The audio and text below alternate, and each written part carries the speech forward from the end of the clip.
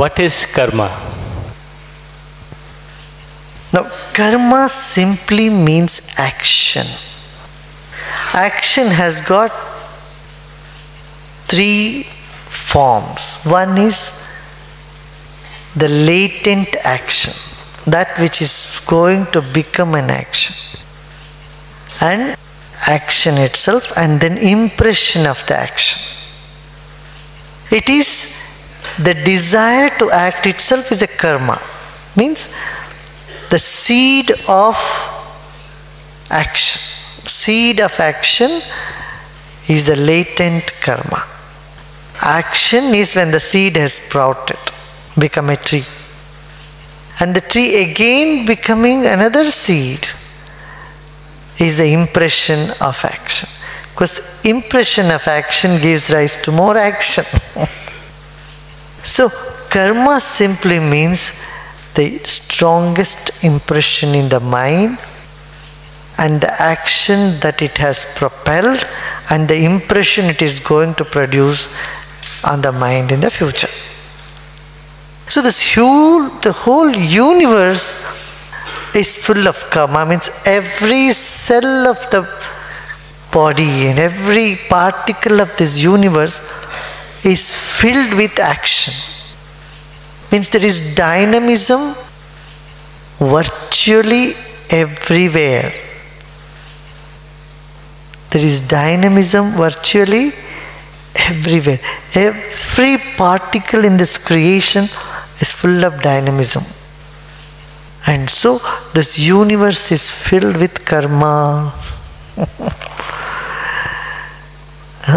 So when we normally speak in the language, I want to get rid of karma, we simply mean we want to get rid of the impression. Certain impressions we would like to have, certain we don't want to have. That is what is good karma and bad karma. The negative impressions are those which causes pain and suffering. The positive impressions are those which gives you happiness and joy in life. So good karma means you have lots of good impressions in your consciousness, because that only gives rise to that type of fruit in your life. A lot of bad karma means lot of negative impressions in the mind, the consciousness. And how do you get rid of the negative impressions? By relaxing, by meditating, by doing pranayam, breathing techniques. All this would help to erase the negative impressions. But will it also erase the positive impressions? No. The positive impressions remain because it is in your very nature. See, when you are absolutely relaxed, you will have your positive qualities. But what you will not have when you are absolutely relaxed, when you are in yourself? The negative emotions you will not have. Negative impressions does not remain there. Right? But the attachment to positive impression is also have to be gotten rid of, because that also limits you. Nirvana is not just getting rid of negative emotions, it is also freeing yourself from the positive impressions as well.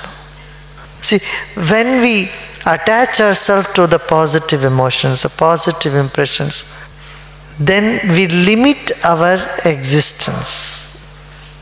Then what we are doing, when you think you are too good, you always find someone not so good and bad.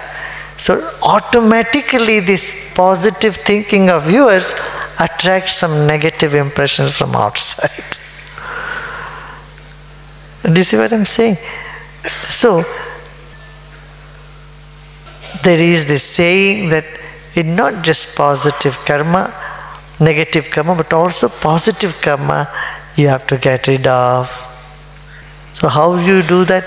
First, to get rid of the negative, you put the positive. There is an example that's usually given, has been given from thousands of years, is of alum. When you want to purify water, what do you put? You put some alums in it. The alum first cleans all other impurities and dissolves itself. Doesn't remain in it. Alum also. It evaporates. So similarly, positive impressions, karma is essential to get rid of negative karma, but then you are getting out of the positive also. I would give you an example of soap. When the cloth is dirty or your body is dirty, what do? You put on the soap. But you will have to wash away the soap also. Otherwise the soap itself will become dirt. You can't say, I paid so much money and I bought the soap, why should I wash it away? I paid so much money and bought shampoo, I would like to keep the shampoo on my head. No. Purpose of shampoo is to remove the dirt, and the shampoo is also gone. Right? So, nirvana is when you are not attached to the positive impressions, emotions, actions as well. But that is the second step. First step is we need to have positive. If someone argues, when you have to anyway wash the soap away, why do you have to put it in the first place? You have to get rid of the shampoo, then why do you put it? It's no logic. Correct? So, sat karma or positive karma is essential so that negative karma gets washed away. Right? So, karma is what? Latent impression in the consciousness which propels you to do an action. And present action in turn creates impression in the consciousness which propels you to do again another action.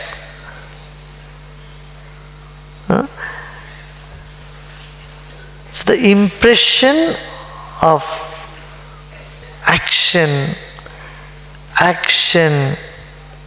and its impact is all called karma. Got it? And this whole universe is full of impressions. And the skill is to live in karma yet not to be affected by it.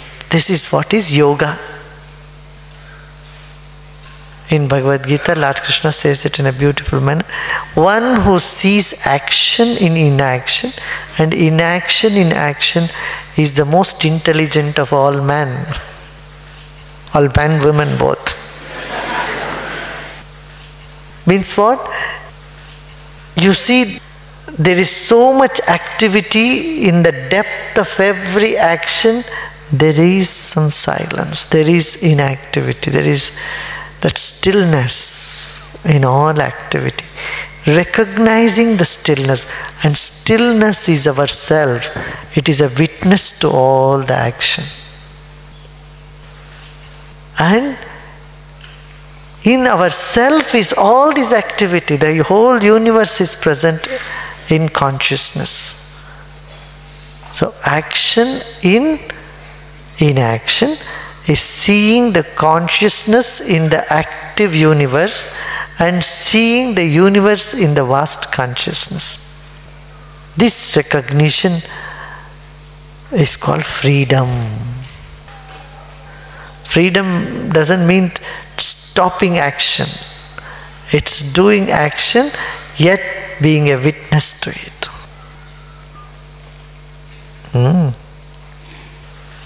Another example for this would be a baby taken to a pediatrician, and the pediatrician gives a prick, a vaccination to the baby, and the baby starts crying even before giving the vaccination or the injection. The moment the pediatrician takes the syringe, the baby started having the pain and started crying. On the other side, a mature person going to a doctor, smiling, laughing, and asks the doctor to give me a prick, it's better. I don't want to gulp the tablet, give me an injection. So even injection is being given, he is just smiling and talking. Not that he is not having pain. The pain is there, but it is next to nothing. Yeah? That same way, we have to keep acting, yet not get attached to the action.